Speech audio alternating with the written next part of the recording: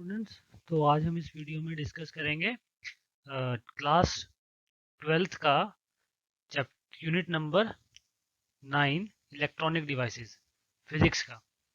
तो जो बच्चे बोर्ड्स के लिए प्रिपरेशन कर रहे हैं उनके लिए सिलेबस जो रहेगा ये रहेगा 9th यूनिट का। तो इसमें ये जो सिलेबस है ये मैंने सीबीएसई की ऑफिशियल वेबसाइट से, जो उनकी ऑफिशियल वेबसाइट पे सिलेबस है उसका स्क्रीनशॉट है ये। तो इसमें आएगा आपका energy bands in semiconductor, semiconductors insulator, qualitative idea only. इसमें तो आपको सिर्फ कॉन्सेप्चुअल आपको पढ़ना है, इसमें कोई इक्वेशंस वगैरह करने की जरूरत नहीं है। क्वालिटेटिव का मतलब वही होता है। Intrinsic and extrinsic semiconductor, P N type, PN junction, semiconductor diode, IV characteristics in forward and reverse bias, application of junction diode as a rectifier. तो ये सारे टॉपिक्स आपको इस यूनिट के लिए करने हैं, बोर्ड्स के लिए। तो स्टार्ट चैप्टर में हम क्या क्या पढ़ेंगे, ये सारे टॉपिक्स हम कवर करेंगे इस वीडियो में। ये वाला जो पार्ट है वीडियो का, इसमें हम ये सारे टॉपिक्स कवर करेंगे। Energy bands in solids, energy band diagram, metal, semiconductors and insulators, intrinsic semiconductors, electrons और होल्स का कंसेप्ट हम पढ़ेंगे। डोपिंग क्या होती है सेमीकंडक्टर्स में वो पढ़ेंगे। एक्सट्रिंसिक सेमीकंडक्टर्स क्या होते हैं, एक्सट्रिंसिक सेमीकंडक्टर्स क्या होते हैं, एन और पी टाइप सेमीकंडक्टर्स क्या होते हैं, कैरियर कॉन्सेंट्रेशन क्या होती है सेमीकंडक्टर्स की, और डिफरेंसेस इंट्रिंसिक और एक्सट्रिंसिक सेमीकंडक्टर्स के बीच में, और मेटल और सेमीकंडक्टर के डिफरेंसेस भी। तो स्टार्ट करते हैं। तो सबसे पहले हम देखते हैं कि एनर्जी बैंड्स क्या होते हैं सॉलिड्स में, किस तरह से वो बनते हैं, क्योंकि इसको समझ के ही हम सेमीकंडक्टर्स की थ्योरी को अच्छे से समझ पाएंगे। तो सबसे पहले हम थोड़ा सा बेसिक देखते हैं। According to quantum mechanical laws, the energy of electron in free atom can not have arbitrary value but only some definite quantized value. तो according to quantum mechanical laws, जो इलेक्ट्रॉन्स होते हैं फ्री एटम्स के, जो भी isolated atoms हैं, free atoms हैं, उनकी जो शेल्स होंगे, एनर्जी लेवल्स होंगे इलेक्ट्रॉन के, वो क्वांटाइज होते हैं, वो उनके पास डेफिनेट एनर्जी होती है। लेकिन however if an atom belongs to crystal then the energy levels are modified। लेकिन अगर हम सिंगल एटम ना लेके उसको क्रिस्टल में अरेंज कर दे, यानी कि बहुत सारे एटम्स को पास पास में रख दें, उसी से क्रिस्टल बनेगा, तो तब क्या होगा, तो जो उसके एनर्जी लेवल्स होंगे इलेक्ट्रॉन्स के, वो मॉडिफाई हो जाते हैं। तो अकेला एटम है तो डेफिनेट और क्वांटाइज एनर्जी लेवल्स हैं उसके इलेक्ट्रॉन्स के। लेकिन अगर हम उसको क्रिस्टल में अरेंज कर दे, पास पास एटम्स को रख दे, तो वो एनर्जी लेवल्स मॉडिफाई हो जाते हैं। This modification is not appreciable in case of energy levels of electrons in the inner shell. तो ये जो मॉडिफिकेशन है ये इनर शेल्स का नहीं होता, ये वैलेंस शेल्स का होता है। मतलब कि आउटर मोस्ट शेल्स जो है वहां पे जो इलेक्ट्रॉन प्रेजेंट है उन्हीं के एनर्जी लेवल्स मॉडिफाई होते हैं, इनर शेल्स पे ज्यादा फर्क नहीं पड़ता। But in the outer most shells the modification is appreciable because the electrons are shared by many neighboring atoms। तो आउटर मोस्ट शेल्स जो है वहां पे जो इलेक्ट्रॉन प्रेजेंट है वो आसपास वाले इलेक्ट्रॉन से भी इंटरेक्ट करेंगे और उनमें मॉडिफिकेशन ज्यादा दिखेगी। Due to the influence of high electric field between the core of the atom and the shared electrons, the energy levels are split up और spread out forming energy bands. तो जो outer most shells हैं उनके electrons एक दूसरे से interact करेंगे और उनके जो एनर्जी लेवल्स हैं वो स्प्लिट अप करेंगे और वो स्प्रेड करेंगे, मतलब उनमें मॉडिफिकेशन आएगी। जो आउटर मोस्ट शेल्स होंगे उनमें जो इलेक्ट्रॉन प्रेजेंट है वो पास वाले एटम के शेल से, उसके आउटर मोस्ट शेल में जो इलेक्ट्रॉन प्रेजेंट है उनकी इलेक्ट्रिक फील्ड से वो इंटरेक्शन होगी उनके बीच में आपस में, और उसके अंदर मॉडिफिकेशन आएगी। सो हम एक कंसिडर करते हैं सिलिकॉन क्रिस्टल जिसमें कि n एटम्स हैं और each atom is associated with lattice. तो हमें पता है कि सिलिकॉन की जो कॉन्फ़िगरेशन होती है वो होती है, इसमें एटॉमिक नंबर है इसका 14 और इसकी कॉन्फ़िगरेशन होगी 1s2 2s2 2p6 3s2 और 3p2। अब यहाँ पे जो आउटर मोस्ट शेल्स हैं 3s2 और 3p2, यहाँ पे दो दो इलेक्ट्रॉन्स प्रेजेंट हैं, और आउटर मोस्ट शेल में जो total number of electrons present है वो है 4। 4 electrons are present in outer most shell, जबकि उसमें टोटल पॉसिबिलिटी होती है 8 की। तो 8 में से 4 लेवल्स फिल्ड हैं। तो ये एक तरह की टेट्रावेलेंट कॉन्फ़िगरेशन है कि आउटर मोस्ट शेल या वैलेंस शेल के अंदर 4 इलेक्ट्रॉन्स प्रेजेंट हैं। तो हमें पता है कि सिलिकॉन के एटम्स की कॉन्फ़िगरेशन क्या है, इलेक्ट्रॉनिक कॉन्फ़िगरेशन क्या है, किस तरह से इलेक्ट्रॉन्स अरेंज होते हैं डिफरेंट शेल्स में और सब शेल्स में। तो हम कंसिडर कर रहे हैं अब सिलिकॉन के दो आइसोलेटेड एटम्स। हमें पता है कि जब एटम्स आइसोलेटेड हैं तो उनके एनर्जी लेवल्स जो हैं वो उनमें ज़्यादा चेंज नहीं होगा, वो एज इट इज रहेंगे। लेकिन जब हम उनको सिलिकॉन के दो एटम्स को या दो से ज़्यादा एटम्स को एक क्रिस्टल लैटिस में अरेंज करेंगे या एक दूसरे के साथ में लेके आएंगे, पास में लेके आएंगे, तब उनके जो एनर्जी लेवल्स हैं उनमें चेंज होगा, मॉडिफिकेशन होगी। तो सपोज हमारे पास दो सिलिकॉन के एटम्स हैं, आपको दिख रहे हैं स्क्रीन पे, ये दो सिलिकॉन के आइसोलेटेड एटम्स हैं। तो जैसे जैसे हम इनको, अब हमने इसको एक एक्सेस पे लगा दिया, सिलिकॉन का एक एटम है ओरिजिन पे और एक एटम सपोज है किसी r डिस्टेंस पे, और हमने इसको एक एक्सेस बना दिया। y एक्सिस है एनर्जी का और x एक्सिस है इंटर एटॉमिक स्पेसिंग, मतलब कि दोनों एटम्स के बीच में जो स्पेसिंग है। तो इनिशियल डिस्टेंस आपको दिख रहा है इसमें एटम्स के बीच का, और ये इलेक्ट्रॉनिक कॉन्फ़िगरेशन है। अब इनिशियली जब ये एटम्स बहुत दूर हैं, इनकी जो inter atomic spacing is very large, when the inter atomic spacing is very large, तो इसकी जो कॉन्फ़िगरेशन होगी वो इस तरह से होगी। आप देख सकते हैं 1s2, 2s2, 2p6, 3s2 और 3p2। तो इस तरह से एटम्स इसमें अरेंज हैं, और ये सारे लेवल्स जैसे एक आइसोलेटेड एटम के होते हैं, एक सिलिकॉन के एटम के होते हैं, एज इट इज़ हैं। सो जब हम इन एटम्स को पास लेके आएंगे, आप देख सकते हैं जब इनको पास लेके आएंगे तो जैसे जैसे पास आएंगे पॉइंट डी से पॉइंट पी के बाद स्प्लिटिंग शुरू हो जाती है, मॉडिफिकेशन ऑफ लेवल शुरू हो जाती है। तो जो लेवल्स हैं, जो इंडिविजुअल एटम के 1s2, 2s2, 2p6, ये लेवल्स हैं, ये मॉडिफाई होके दूसरे लेवल्स में चेंज होना शुरू हो जाते हैं। एक बार दोबारा से मैं आपको दिखाता हूँ। तो जैसे जैसे सिलिकॉन के एटम्स पास आएंगे सी पॉइंट के बाद इनमें स्प्लिटिंग शुरू हो जाती है। ओके, तो जैसे जैसे नज़दीक आएंगे लेवल्स की मॉडिफिकेशन शुरू होगी। पहले वो लेवल स्प्लिट होंगे, डी से सी के बीच में तो इंटैक्ट हैं, सी से बी के बीच में उनमें स्प्लिटिंग शुरू होगी, और बी से ए के बीच में वो कुछ पार्ट के लिए मर्ज हो जाते हैं, और ए पे वो पूरी तरह से स्प्लिट हो जाते हैं। तो अलग अलग बैंड्स में स्प्लिट हो जाते हैं। उसके बाद जो ये लोअर जो लेवल्स हैं, ये जो आपको दिख रहा है स्क्रीन पे, जो लोअर वाला पार्ट है इसको हम बोलेंगे वैलेंस बैंड, और जो अपर वाला जो पोर्शन है इसको बोलेंगे कंडक्शन बैंड। अब सिर्फ इस वाले पोर्शन में ही जो वैलेंस बैंड वाला पोर्शन है, या तो इतनी एनर्जी वाले इलेक्ट्रॉन एग्जिस्ट करेंगे, या फिर जो कंडक्शन बैंड वाला जो अपर पोर्शन है, या उतनी एनर्जी वाले इलेक्ट्रॉन एग्जिस्ट करेंगे। आप इसको वाई एक्सिस से आप रिलेट करके देखिए, ये जो आपको लोअर वाला लेवल दिख रहा है, या तो इतनी एनर्जी वाले इलेक्ट्रॉन एग्जिस्ट करेंगे या इतने एनर्जी लेवल्स पे एग्जिस्ट करेंगे, या फिर अपर वाले में कंडक्शन बैंड में। और ये जो बीच वाला जो पार्ट है इसको बोलेंगे फॉरबिडन एनर्जी गैप, यहाँ पे कोई भी इलेक्ट्रॉन एग्जिस्ट नहीं करेगा। तो ये एक एनिमेशन था जिससे आप समझ सकते हैं कि जो बैंड्स कैसे बनते हैं सॉलिड्स के अंदर, किसी भी सॉलिड के अंदर बैंड फॉर्मेशन किस तरह से होता है। तो अगर मैं ब्रीफली एक लाइन में बोलूँ, जब एटम्स इंडिविजुअल एटम्स की तरह हैं, आइसोलेटेड एटम्स हैं, तो उनके एनर्जी लेवल्स सेम रहते हैं, उनमें कोई चेंज नहीं होता, जैसे कि यहाँ पे शो किया हुआ है। जैसे जैसे उनको पास लेके आएंगे, या फिर हम ये कह सकते हैं जब उनको क्रिस्टल लैटिस में अरेंज करेंगे, तो वो एक दूसरे के इलेक्ट्रिक फील्ड के इन्फ्लुएंस में आएंगे, और जब वो एक दूसरे की इलेक्ट्रिक फील्ड के इन्फ्लुएंस में आएंगे तो उनके लेवल्स में मॉडिफिकेशन शुरू होगी, और मॉडिफिकेशन होकर स्प्लिटिंग भी होगी। स्प्लिटिंग होगी तो वो मर्ज करेंगे और बैंड्स फॉर्म कर लेंगे। तो बहुत सारे सब लेवल्स मिला के एक लोअर बैंड बनाएंगे जिसको हम बैलेंस बैंड बोलेंगे, और बहुत सारे सब लेवल्स मिला के कंडक्शन बैंड बनाएंगे। अब ये जो बैंड बने हुए हैं इसके बीच में छोटे छोटे सब लेवल्स होते हैं, वो आगे हम डिस्कस करेंगे। ओके, और ये जो आप देख सकते हैं यहाँ पे इस डायग्राम से क्लियर हो रहा है कि जो ये वैलेंस बैंड और कंडक्शन बैंड बन रहा है, ये आउटर शेल से बन रहा है, वैलेंस शेल से बन रहा है, 3s2 और 3p2। जो इनर कोर स्टेट्स हैं जैसे कि 1s2, 2s2 और 2p6, ये बिल्कुल भी इन्वॉल्व नहीं है बैंड फॉर्मेशन में। सिर्फ वैलेंस शेल्स जो है जहाँ पे फ्री इलेक्ट्रॉन्स या फिर लूजली बाउंड इलेक्ट्रॉन्स एग्जिस्ट करते हैं, सिर्फ वो वाली स्टेट्स जो हैं, वो वाली एनर्जी लेवल्स हैं, वो पार्टिसिपेट करते हैं बैंड फॉर्मेशन में। यहाँ पे थोड़ा हम इसको डिटेल में डिस्कस कर लेते हैं एक बार। ये जो डायग्राम बन रहा है एनर्जी बैंड डायग्राम, अब each of an atom has its own energy levels.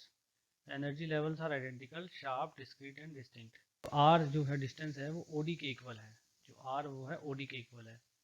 आप यहाँ देख सकते हैं डायग्राम में ओडी, ये मतलब काफ़ी दूर है अभी एटम्स जो हैं।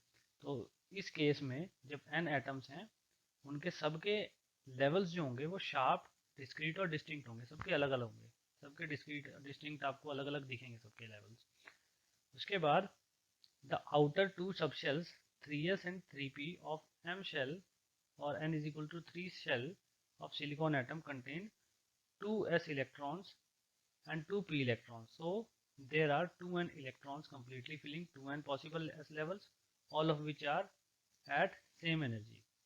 Okay, तो यहाँ पे क्या है कि जो आइसोलेटेड एटम है, जब तक आप देख सकते हैं डायग्राम में, तो 3s और 3p दोनों ही लेवल्स में दो दो इलेक्ट्रॉन्स हैं, दोनों ही लेवल्स में दो दो इलेक्ट्रॉन्स हैं और इनको हम बोलते हैं वैलेंस शेल।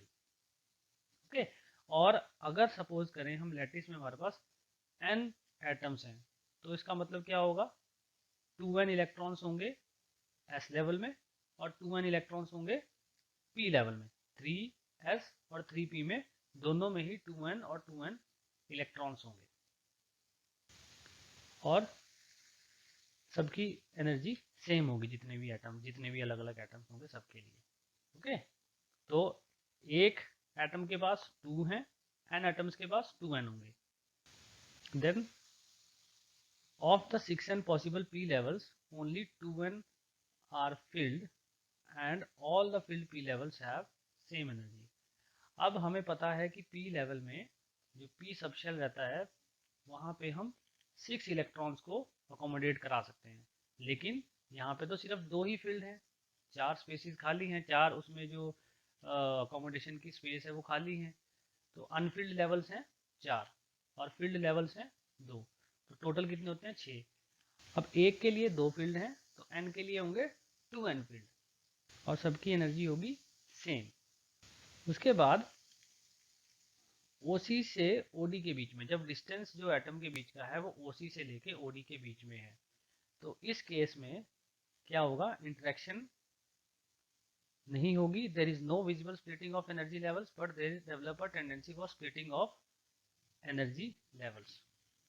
तो जब OC से OD के बीच में है एटम, जो डिस्टेंस है वो इस रेंज में है, तब क्या होगा कि कोई ज़्यादा स्प्लिटिंग नहीं है, लेकिन एक टेंडेंसी डेवलप हो जाती है स्प्लिट होने की, मतलब शुरुआत होने वाली है स्प्लिटिंग की जब डिस्टेंस इतना हो जाता है। देन जब R is equal to OC होगा, तो इस केस में क्या होगा, the interaction between the outer most shell of electrons of neighbouring silicon atom become appreciable and the splitting of energy levels commences. तो अब क्या होगा कि जैसे जैसे और नज़दीक आएगा डिस्टेंस OC हो जाता है, डिस्टेंस को हम कम करते जा रहे हैं एटम्स की, अब डिस्टेंस OC हो जाता है, तब क्या होगा, जो शेल्स हैं, आउटर मोस्ट शेल्स हैं, उनकी स्प्लिटिंग शुरू हो जाती है, क्योंकि वो आउटर मोस्ट शेल्स के साथ, दूसरे एटम के आउटर मोस्ट शेल्स के साथ इंटरेक्शन शुरू कर देते हैं। अब जब डिस्टेंस OB से लेके OC के बीच में है, मतलब इस रेंज में है, तब क्या होगा, the energy corresponding to S and P levels of each atom gets slightly changed corresponding to a single S level of an isolated atom. We get 2n level. Similarly, there are 6n level for single P level of an isolated atom. तो हमें पता ही है कि P होंगे 6 levels होते हैं एक atom के स्पीक में और S में 2 लेवल्स होते हैं, तो n एटम्स के लिए P के बनेंगे 6n लेवल्स और S के बनेंगे 2n levels. Now since n is a very large number and the energy of each level is of few electron volt, the level due to spreading are very closely spaced and the spacing is equivalent to 10 to power minus 23 electron volt for a 1 centimeter cube of crystal. अब जो levels होंगे, n levels होंगे, वो कितना होगा, n number कितना बड़ा number है, 10 to power 9 atoms per metre cube, तो 1 मीटर क्यूब में 10 टू पावर 29 एटम्स प्रेजेंट होते हैं। तो जब इतने सारे एटम्स प्रेजेंट हैं तो इसका मतलब लेवल्स भी इतने सारे होंगे। अब जब इतने सारे लेवल्स को इतने कम स्पेस में एडजस्ट करना है तो उनके बीच में जो स्पेसिंग होगा, एनर्जी स्पेसिंग, वो बहुत कम होगा। कितना होगा, 10 टू पावर माइनस 23, बहुत कम स्पेस में बहुत कम रेंज में बहुत सारे लेवल्स को एडजस्ट करना है, बहुत कम एनर्जी रेंज में बहुत सारे एनर्जी लेवल्स को एडजस्ट करना है, तो वो जो उनके बीच में स्पेसिंग होगी वो बहुत कम होगी, एनर्जी की स्पेसिंग बहुत कम होगी। वो कितनी होगी? 10⁻23 इलेक्ट्रॉन वोल्ट। तो वो इतने क्लोजली स्पेस लेवल्स होंगे कि हमें वो बैंड की तरह दिखेंगे, कॉन्टिन्यूस दिखेंगे वो, मतलब कि एक बैंड बना लेते हैं वो, लेकिन बैंड के बीच में एक्चुअल में लेवल्स, सब लेवल्स एग्जिस्ट करते हैं, और जिनके बीच की स्पेसिंग होती है 10⁻23 इलेक्ट्रॉन वोल्ट। है एनर्जी लेवल्स का, the collection of very close space energy levels is called as energy band. तो ये जो एनर्जी लेवल्स होते हैं क्लोजली स्पेस, इसी को हम बोलते हैं एनर्जी बैंड्स। ठीक है, तो बहुत सारे एन एटम्स के जो लेवल्स थे, जब उनको नज़दीक लेके आए एटम्स को, उनके सबके लेवल मिक्स हो जाते हैं, और वो मिक्स होके बैंड्स बना लेते हैं, एक तरह के ग्रुप्स बना लेते हैं। कुछ लेवल्स जो हैं वो लोअर बैंड में चले जाते हैं, इसको हम वैलेंस बैंड बोलते हैं, और कुछ लेवल्स मिलके एक अपर बैंड बना लेते हैं, जिसको हम कंडक्शन बैंड बोलते हैं। और इन दोनों बैंड्स के बीच में गैप रहता है, जिसको हम फॉरबिडन एनर्जी गैप बोलते हैं। तो जब R is equals to O B हो जाता है, जब B लेवल पे हम पहुंच जाते हैं, तो the energy gap disappears completely. 8n levels are distributed continuously. We can only say that 4n levels are filled and 4n levels are empty. तो जब डिस्टेंस ओ बी हो जाता है और थोड़ा सा हम करीब ले आते हैं एटम्स को, और थोड़ा सा नज़दीक आ जाते हैं एटम, स्पेसिंग कम हो जाती है, तब क्या होगा? सारे लेवल्स 2n लेवल्स हैं S वाले, और 6n लेवल्स हैं P वाले, 3P वाले, तो ये सारे मिलके 8n लेवल्स बना लेते हैं। और हम ये कह सकते हैं कि इसमें से 4n लेवल्स फील्ड हैं और 4n लेवल्स एम्प्टी हैं। टोटल 8n लेवल्स हैं, जिसमें से 4n are filled and 4n are empty. उसके बाद और जब हम पास ले आते हैं एटम्स को, जब r हो जाता है डिस्टेंस, जो इंटर एटॉमिक स्पेसिंग हो जाती है OA, तब क्या होगा? The band of 4n field energy levels is separated from the band of 4n unfilled energy levels by energy gap called forbidden energy gap। जब और नजदीक आ जाते हैं एटम्स, तब क्या होगा? 8n लेवल्स थे, ये अगेन स्प्लिट होंगे, और इसमें से 4n लेवल्स मिलके एक ऊपर वाला बैंड बनाएंगे, जिसको कंडक्शन बैंड बोल रहे हैं, और 4n मिलके नीचे वाला बैंड बनाएंगे, जिसको हम वैलेंस बैंड बोल रहे हैं। और इनके बीच में जो गैप रहेगा उसको बोल देंगे फॉरबिडन गैप या फॉरबिडन एनर्जी गैप या फिर band gap. The lower completely filled band with valence electrons is called as valence band, and upper unfilled band is called as conduction band। तो upper band is conduction band and lower filled band जिसमें कि valence electrons होंगे, that is called as valence band। उसके बाद हम देखते हैं कि मेटल्स में और सेमीकंडक्टर्स में क्या डिफरेंस होता है। तो ये मेटल्स का बैंड डायग्राम है, आप देख सकते हैं। जो कंडक्शन बैंड है वो पार्शली फिल्ड है in case of metals। So the first possible energy band diagram shows that the conduction band is only partially filled with electrons। So metal के केस में दो पॉसिबिलिटी बनती हैं। तो पहली पॉसिबिलिटी है वो है कि कंडक्शन बैंड ऑलरेडी फिल्ड है। सेमीकंडक्टर्स के केस में क्या था कि जो वैलेंस बैंड था वो फिल्ड था, और कंडक्शन बैंड था वहाँ पे कोई इलेक्ट्रॉन्स नहीं थे। ओके, तो जो भी कंडक्शन होती है, कंडक्शन ऑफ इलेक्ट्रिसिटी होती है, वो उन इलेक्ट्रॉन्स की वजह से होती है जो कि कंडक्शन बैंड में प्रेजेंट होते हैं। लेकिन सेमीकंडक्टर्स के केस में तो कंडक्शन बैंड में इलेक्ट्रॉन होते ही नहीं, अगर वहाँ पे इलेक्ट्रॉन्स नहीं होंगे तो कंडक्शन नहीं हो पाएगी। लेकिन मेटल्स के केस में क्या होगा कि कंडक्शन बैंड में ऑलरेडी इलेक्ट्रॉन्स प्रेजेंट है, और इन्हीं इलेक्ट्रॉन की वजह से कंडक्शन होती है। तो सिंपल सी बात अगर हम कहें कि जो इलेक्ट्रॉन्स कंडक्शन बैंड में प्रेजेंट होंगे सिर्फ वही कंडक्शन कराएंगे, और मेटल्स में ऑलरेडी कंडक्शन बैंड में इलेक्ट्रॉन्स प्रेजेंट हैं। With a little extra energy the electron can easily reach the empty energy level above the field one and conduction is possible.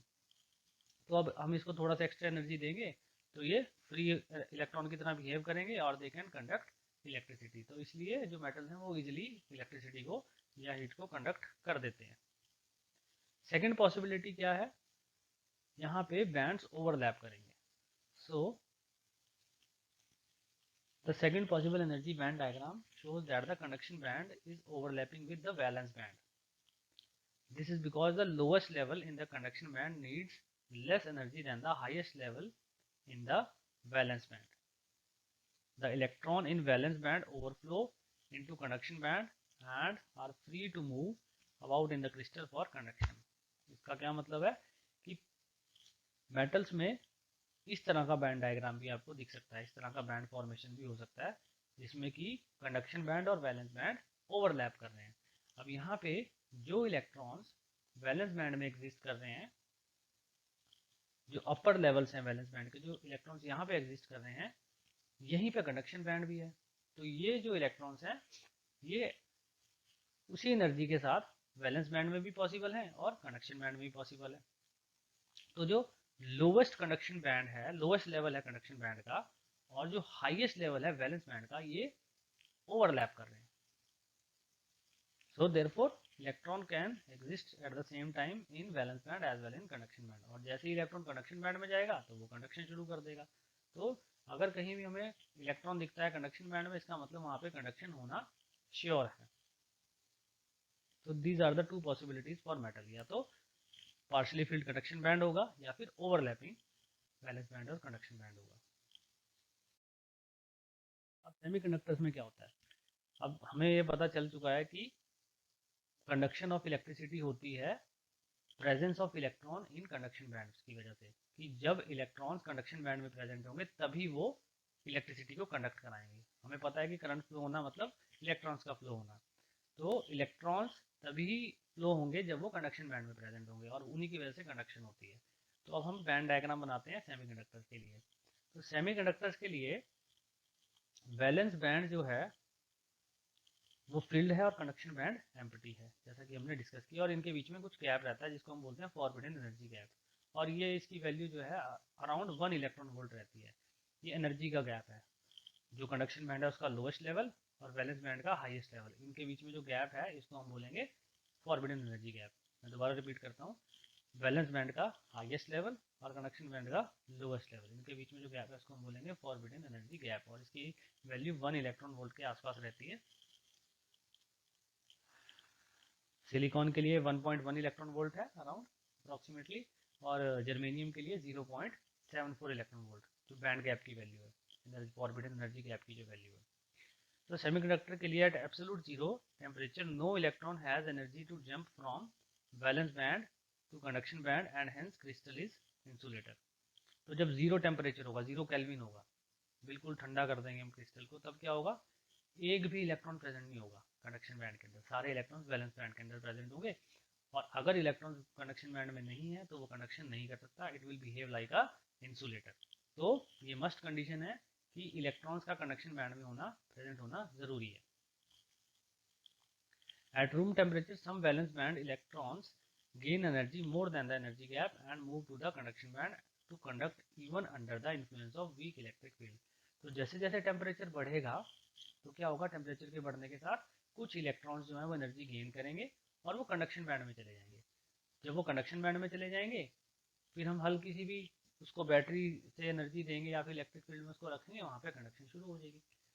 तो जैसे जब टेम्परेचर इंक्रीज होगा तो इलेक्ट्रॉन के पास sufficient energy आ जाएगी और वो कंडक्शन बैंड में चले जाएंगे, और कंडक्शन बैंड वाले इलेक्ट्रॉन्स इजीली जैसे ही हम उसको सर्किट में कहीं पे जोड़ेंगे तो वो कंडक्शन शुरू कर देंगे। ये देखो, जैसे हमने इलेक्ट्रिक फील्ड लगाई तो वो कंडक्शन बैंड में चले गए इलेक्ट्रॉन्स, आप डायग्राम से देख सकते हो। सपोज हमने इसको टेम्परेचर बढ़ाया तो कुछ इलेक्ट्रॉन्स कंडक्शन बैंड में चले गए। As an electron leaves the valence band it leaves some energy level in the band as unfilled. तो जब ये इलेक्ट्रॉन्स वैलेंस बैंड से कंडक्शन बैंड में गए तो इनकी जगह कुछ स्पेस खाली रह गया, अनफिल्ड स्पेस रह गया। Such unfilled region are termed as holes in valence band and they are mathematically taken as positive charge carriers. तो बैंड डायग्राम है यहाँ पे, वैलेंस बैंड और कंडक्शन बैंड है। जब 0 केल्विन टेम्परेचर होगा सारे इलेक्ट्रॉन वैलेंस बैंड में प्रेजेंट होंगे, कंडक्शन बैंड खाली होगा बिल्कुल। जैसे जैसे टेम्परेचर बढ़ेगा इलेक्ट्रॉन्स एनर्जी गेन करेंगे, एनर्जी उनके पास ज़्यादा होगी तो वो कंडक्शन बैंड में चले जाएंगे।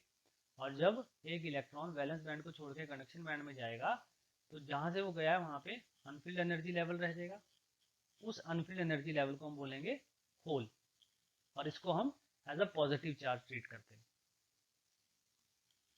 सो होल क्या होता है, it is a kind of vacancy. वो एक्चुअली में पार्टिकल नहीं है, it is a kind of vacancy. और क्योंकि वहां से एक नेगेटिव चार्ज चला गया छोड़ के, तो हम बोलेंगे कि वो एक पॉजिटिव चार्ज की तरह बिहेव करेगा, but it is a kind of vacancy.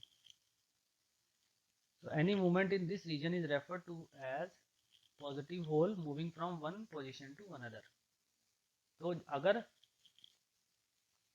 Electron ऊपर की तरफ गया है तो इसका मतलब होल कहाँ से आया, कंडक्शन बैंड से नीचे की तरफ आया। मतलब कि पहले कंडक्शन बैंड खाली था, तो खाली स्पेस को हम होल बोलते हैं, तो होल कंडक्शन बैंड में था। जब इलेक्ट्रॉन ने उस होल को जाके फिल किया तो होल कहाँ बन गया, वैलेंस बैंड में। इसका मतलब होल नीचे की तरफ आया, वैलेंस बैंड की तरफ आया। तो जिस डायरेक्शन में इलेक्ट्रॉन चलते हैं उससे ऑपोजिट डायरेक्शन में हम कंसिडर करते हैं कि होल्स उससे ऑपोजिट डायरेक्शन में मूव करेंगे।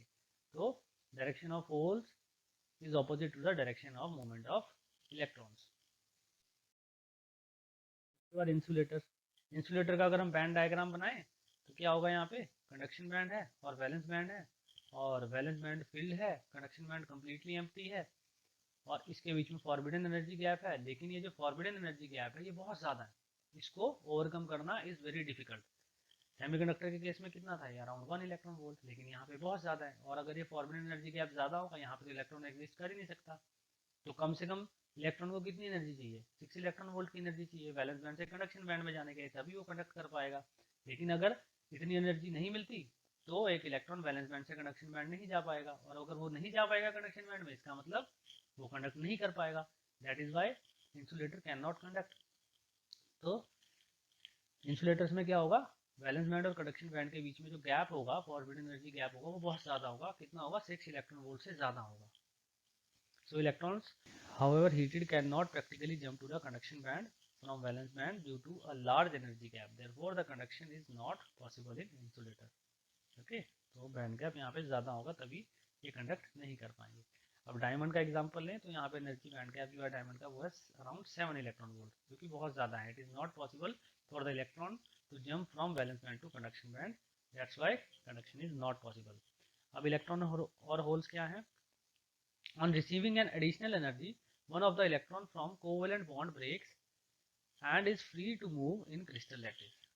अब जब हम हीट एनर्जी देंगे तो क्या होगा, एक इलेक्ट्रॉन को सफिशिएंट एनर्जी मिलेगी, और वो जो भी क्रिस्टल लैटिस में बॉन्ड्स बने हुए हैं, दो एटम्स के बीच में बॉन्ड बने हुए हैं। अब हमने पीछे वाली एक स्लाइड्स में हमने देखा कि दो एटम्स हैं, और वो उनको जब नज़दीक लेके आ रहे हैं तो वो लैटिस फॉर्म कर रहे हैं। तो लैटिस ऐसे तो बनेगी नहीं, उनके बीच में बॉन्ड्स होंगे, कोवेलेंट बॉन्ड्स होंगे। तो जब हम सफिशिएंट अमाउंट की हीट एनर्जी प्रोवाइड करेंगे तो वो बॉन्ड ब्रेक करेगा। अब बॉन्ड ब्रेक करेगा तो मतलब वहाँ से इलेक्ट्रॉन भी निकलेंगे, और वो इलेक्ट्रॉन निकल के क्या होंगे, लैटिस में मूव करेंगे। जब वो इलेक्ट्रॉन निकल गया कोवेलेंट बॉन्ड को छोड़ के, तो वो it is free to move in the lattice. While coming out of the covalent bond, it leaves behind a vacancy named as hole। यही बात जो अभी हम कर रहे थे, इससे पहले मैंने आपको बताया कि जब हम हीट एनर्जी प्रोवाइड करेंगे तो जो एटम्स ने मिलकर एक लैटिस बनाई हुई है, सारे एक दूसरे से जुड़े हुए हैं, तो उन कोवेलेंट बॉन्ड में से कुछ बॉन्ड्स ब्रेक होंगे, और वहां से इलेक्ट्रॉन निकल के it will be free to move in the lattice. जब वो फ्री होगा लैटिस में मूव करने के लिए, जहां से वो इलेक्ट्रॉन आया है वहां पे एक वैकेंसी क्रिएट होगी, और उसको हम बोलेंगे whole. An electron from the neighboring atom can break away and come to the place of missing electron, completing the covalent bond and creating a hole at another place।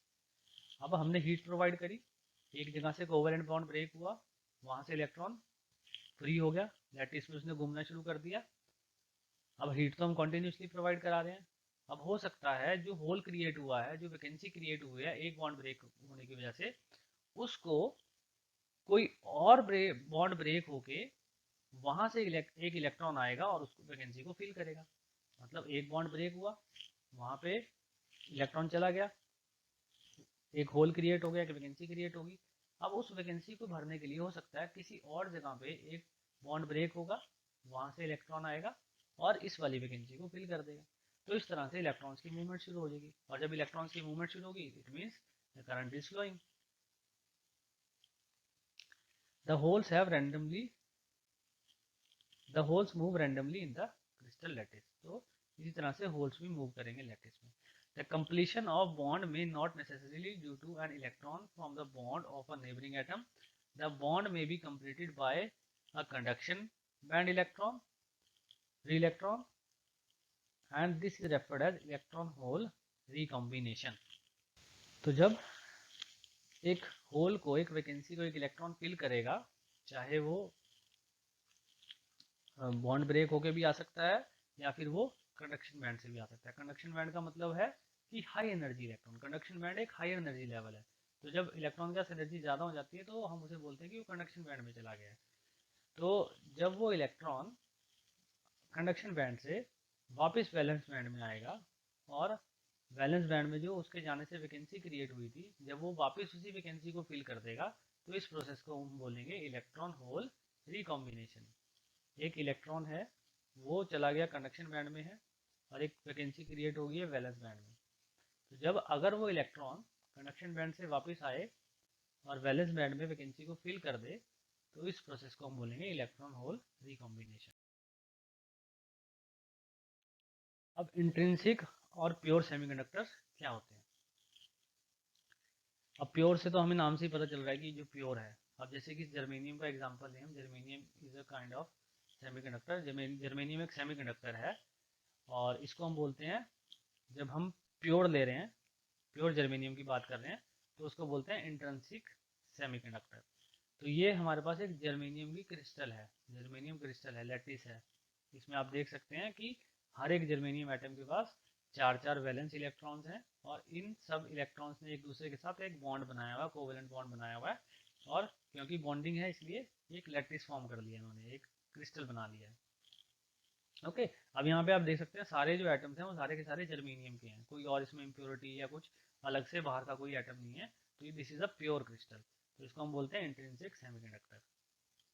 ये देखिए bond formation है और हर एक bond में दो electrons हैं जो दोनों ही एटम्स शेयर कर रहे हैं। अब जैसे ही हीट एनर्जी मिलेगी, आप देख सकते हैं जैसे ही हमने हीट एनर्जी प्रोवाइड कराई, अभी अभी ये सब सारे बॉन्ड्स इंटैक्ट हैं, सारे के सारे बॉन्ड्स सही एकदम बॉन्डेड हैं, कोई इलेक्ट्रॉन यहाँ से इजेक्ट नहीं हो रखा। तो जैसे ही हम हीट एनर्जी प्रोवाइड कराएंगे तो क्या होगा, यहाँ से देख सकते हैं आप एक इलेक्ट्रॉन निकल के लैटिस में चला गया। तो जो हीट से एनर्जी मिली उसको गेन किया इलेक्ट्रॉन ने और वो बॉन्ड को छोड़ के अपने और लैटिस में उसने मूव करना शुरू कर दिया। इसी को हम फ्री इलेक्ट्रॉन बोलेंगे और इसी की वजह से क्या होगा, कंडक्शन भी होगी। अब और हमने हीट प्रोवाइड करी तो दूसरी जगह से एक और इलेक्ट्रॉन चला गया। फिर क्या किया, इस जो दूसरा इलेक्ट्रॉन गया था उसकी जो वैकेंसी क्रिएट हुई थी उसको फिल किया तीसरे इलेक्ट्रॉन ने। ये देखिए हीट तो कंटिन्यूसली आ रही है, एक और जगह से इलेक्ट्रॉन गया और उसने दूसरे वाली वैकेंसी को फिल कर दिया। ये देखिए ये एक एग्जैक्ट डायग्राम है बैंड्स का। अब यहाँ पे आप देख सकते हैं वैलेंस बैंड है, उसके अंदर भी सब लेवल्स हैं, छोटे छोटे लेवल्स हैं, क्लोजली स्पेस्ड हैं और इनके बीच में गैप कितना था। तो ये एक एग्जैक्ट डायग्राम है, बैंड डायग्राम है और यहाँ पे आप देख सकते हैं कि वैलेंस बैंड और कंडक्शन बैंड दोनों में ही सब लेवल्स हैं और ये जो सब लेवल्स हैं बहुत क्लोजली स्पेस्ड हैं और इसमें जो गैप है बीच में 10⁻⁻23 इलेक्ट्रॉन वोल्ट्स का है, सब लेवल्स के बीच का जो गैप है। और बैंड गैप कितना है, ईजी, ईजी से डिनोट करते हैं बैंड गैप को, ईजी है 0.74 इलेक्ट्रॉन वोल्ट्स। तो आप देख सकते हैं यहाँ से क्या हो रहा है, जब ये बॉन्ड जो सबसे पहले वाला जो हीट से बॉन्ड ब्रेक होके इलेक्ट्रॉन फ्री हुआ तो ये वाला प्रोसेस है, वैलेंस बैंड से कंडक्शन बैंड में इलेक्ट्रॉन चला गया। दूसरा प्रोसेस क्या है, दूसरा एक इलेक्ट्रॉन चला गया। तीसरा प्रोसेस क्या है, ये पहले कंडक्शन बैंड में गया, फ्री हुआ, उसने एनर्जी गेन करी, फ्री हुआ और फिर वो वापस कंडक्शन बैंड से आके उसने एक होल को फिल कर दिया। तो ये जो तीसरा जो प्रोसेस हुआ है इस प्रोसेस को हम बोलेंगे, दोबारा से मैं दिखा देता हूँ। पहले तो हमने इनिशियली हीट एनर्जी दी, दो इलेक्ट्रॉन छोड़ के अपना वैलेंस बैंड को कंडक्शन बैंड में चले गए और उनकी जगह पे एक फ्रिक्वेंसी क्रिएट होगी जिसको हमने बोल दिया होल। अब और हीट हमने प्रोवाइड कराई तो क्या हुआ, एक इलेक्ट्रॉन और चला गया कंडक्शन बैंड में, लेकिन फ्री होकर उसने क्या किया, वापस आया वो कंडक्शन बैंड से वैलेंस बैंड में और उसने एक वैकेंसी को फिल कर दिया। तो इस प्रोसेस को हम बोलेंगे इलेक्ट्रॉन होल रिकॉम्बिनेशन। और ये जो सारे आपको इलेक्ट्रॉन्स दिखेंगे बॉन्ड्स में, सारे के सारे वैलेंस इलेक्ट्रॉन्स हैं, सारे बॉन्ड्स हैं कोवेलेंट बॉन्ड्स। तो आप देख सकते हैं फ्री इलेक्ट्रॉन्स और so intrinsic semiconductor is a pure semiconductor. The energy gap is 1.1 electron volt for silicon and 0.74 electron volt for germanium. Silicon की कॉन्फ़िगरेशन हमने पहले भी पढ़ी थी, हमें पता है, और जर्मेनियम की कॉन्फ़िगरेशन भी हमारे सामने है। सिलिकॉन का एटॉमिक नंबर है 14, जर्मेनियम का है 32। इसके अकॉर्डिंग ये कॉन्फ़िगरेशन है। In intrinsic semiconductor the number of thermally generated electrons are always equal to number of holes. तो जो एक प्योर सेमीकंडक्टर है ना, वहाँ पे क्या होगा, जितने नंबर ऑफ इलेक्ट्रॉन्स होंगे, फ्री इलेक्ट्रॉन्स होंगे, उतने ही नंबर ऑफ होल्स होंगे। ऑब्वियस सी बात है कि फ्री इलेक्ट्रॉन कैसे बन रहा है, हीट दी हमने, इलेक्ट्रॉन अपना बॉन्ड छोड़ के चला गया। अब जो बॉन्ड छोड़ के गया है तो वहाँ पे वैकेंसी ऑटोमेटिकली क्रिएट होगी। तो एक इलेक्ट्रॉन गया तो एक वैकेंसी क्रिएट होगी, दो इलेक्ट्रॉन गया तो दो वैकेंसी क्रिएट होगी। तो जितने नंबर ऑफ फ्री इलेक्ट्रॉन्स होंगे उतनी ही वैकेंसीज क्रिएट होंगी। So if Ni and Pi are the concentration of electrons and holes respectively, then Ni is equal to Pi। तो जितने नंबर ऑफ Ni मतलब जितने नंबर ऑफ इलेक्ट्रॉन्स होंगे, Pi मतलब जितने नंबर ऑफ होल्स होंगे, तो दोनों ही इक्वल रहते हैं। एक इंट्रिंसिक सेमीकंडक्टर के अंदर number of holes and number of electrons equal रहते हैं। So the quantity Ni और Pi is referred to as intrinsic carrier concentration। तो एक कैरियर कॉन्सेंट्रेशन क्या है कि इंट्रिंसिक सेमीकंडक्टर के अंदर जो चार्ज कैरियर्स हैं उनकी कॉन्सेंट्रेशन क्या है, Ni और Pi। Ni for electron, Pi for holes. अब डोपिंग इन सेमीकंडक्टर, ये एक इम्पॉर्टेंट कॉन्सेप्ट है। डोपिंग का मतलब होता है कि कुछ भी प्योर जो एलिमेंट है उसके अंदर कुछ इम्प्योरिटी डाल देना, that is called as doping. कुछ बाहर का एक उसके अंदर एटम या कुछ इम्प्योरिटी एटम डाल देना। So doping is a process of deliberate addition of very small amount of impurity into an intrinsic semiconductor। तो जब भी हम इंट्रिंसिक या प्योर सेमीकंडक्टर में कुछ बाहर से कुछ एक उसमें इम्प्योरिटी एटम डाल देते हैं, तो this process is called as doping. The impurity atoms are called as dopants. तो जिन एटम को हमने ऐड किया उनको बोलते हैं हम dopants. So the semiconductor containing impurity is known as impure और एक्सट्रिंसिक सेमीकंडक्टर।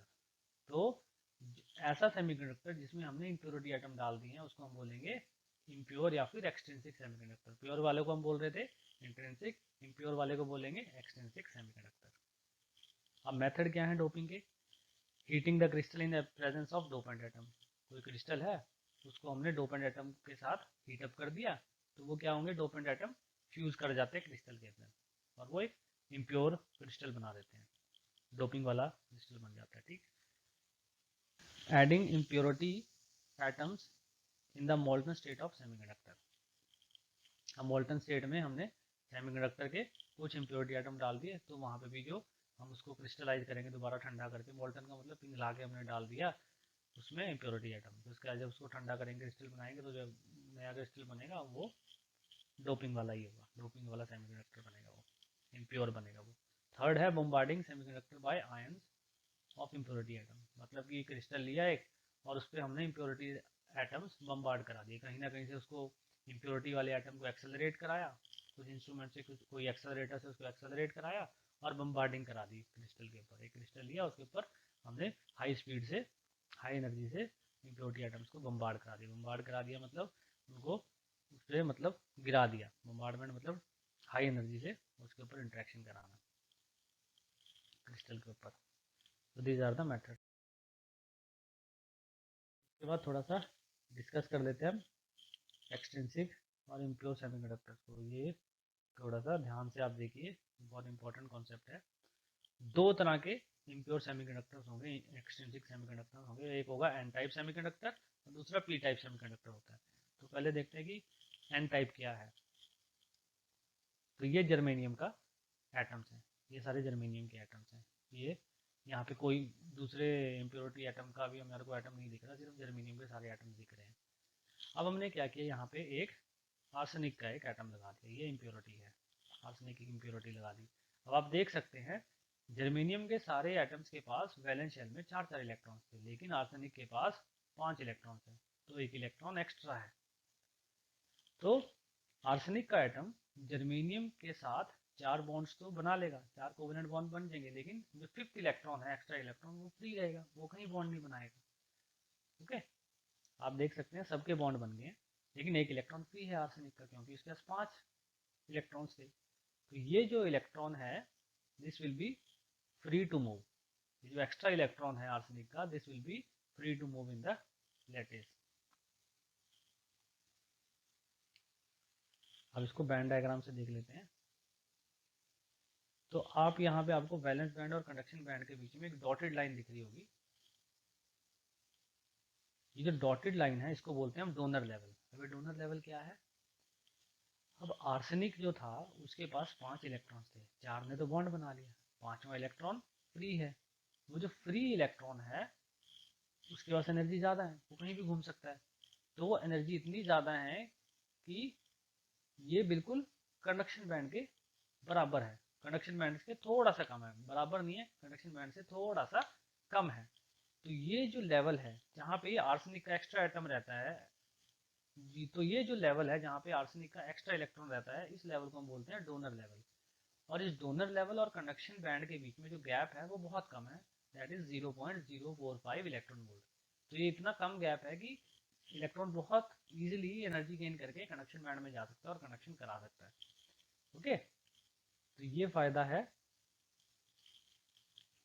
डोपिंग कराने का। तो आप देख सकते हैं कि थोड़ी सी एनर्जी मिली और ये जो डोनर लेवल पे इलेक्ट्रॉन था आर्सेनिक वाला ये कंडक्शन बैंड में चला गया, और जहाँ इलेक्ट्रॉन कंडक्शन बैंड में गया एक बार तो इसका मतलब वो कंडक्शन शुरू कर देगा।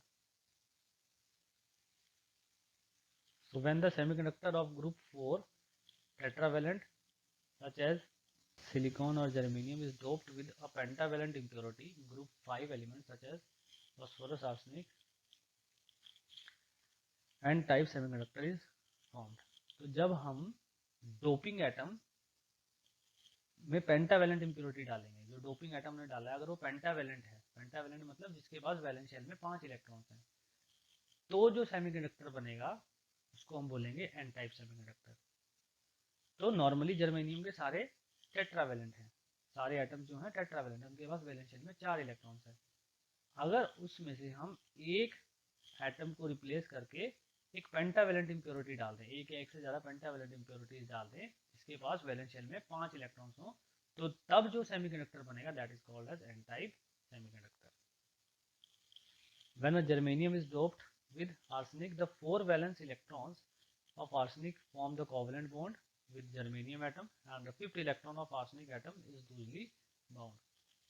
तो जो 4 इलेक्ट्रॉन्स हैं आर्सेनिक के वो तो बॉन्ड बना लेंगे, और 5th जो एक्स्ट्रा रहेगा इलेक्ट्रॉन वो फ्री टू मूव रहेगा, it is loosely bound. Loosely bound मतलब कि ये बहुत इजीली हम इसको फ्री इलेक्ट्रॉन में कन्वर्ट कर सकते हैं थोड़ी सी एनर्जी प्रोवाइड करके, और एक बार ये फ्री इलेक्ट्रॉन में कन्वर्ट हो गया मतलब ये कंडक्शन बैंड में चला गया तो ये इजीली लैटिस में मूव कर सकता है और कंडक्शन कर सकता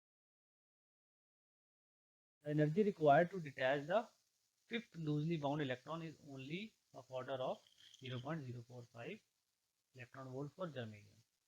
तो ये जो एनर्जी चाहिए इस लूजली बाउंड इलेक्ट्रॉन को कंडक्शन बैंड में लेके जाने के लिए वो बहुत कम है, 0.045 electron volt in case of germanium.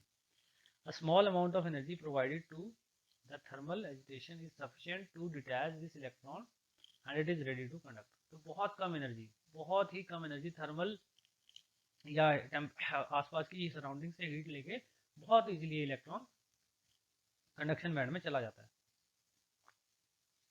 So such electrons from impurity atom will have energy slightly less than the energy of electron in the conduction band।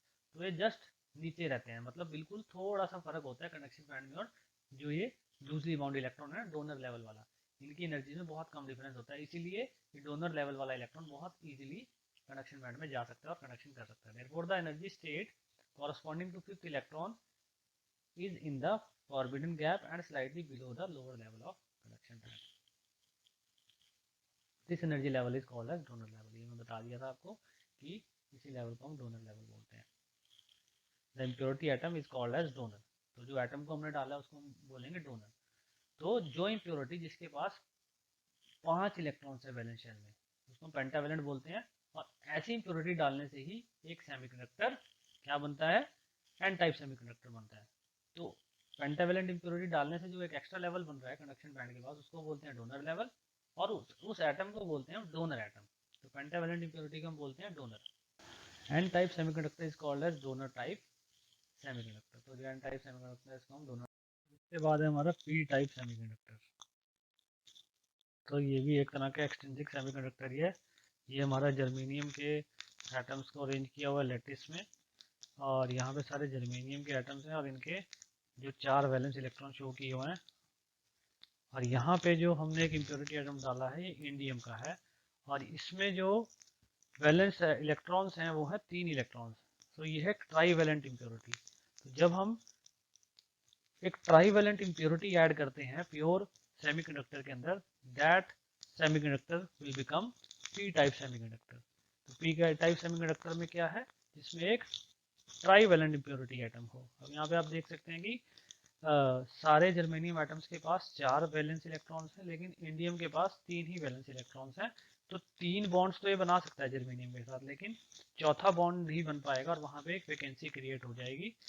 तो इस वैकेंसी को फिल करने के लिए किसी दूसरे साइड से, किसी दूसरे बॉन्ड से एक इलेक्ट्रॉन आएगा जो इसको फिल करेगा, और इसका जो बैंड डायग्राम होगा वो कुछ इस तरह का होगा।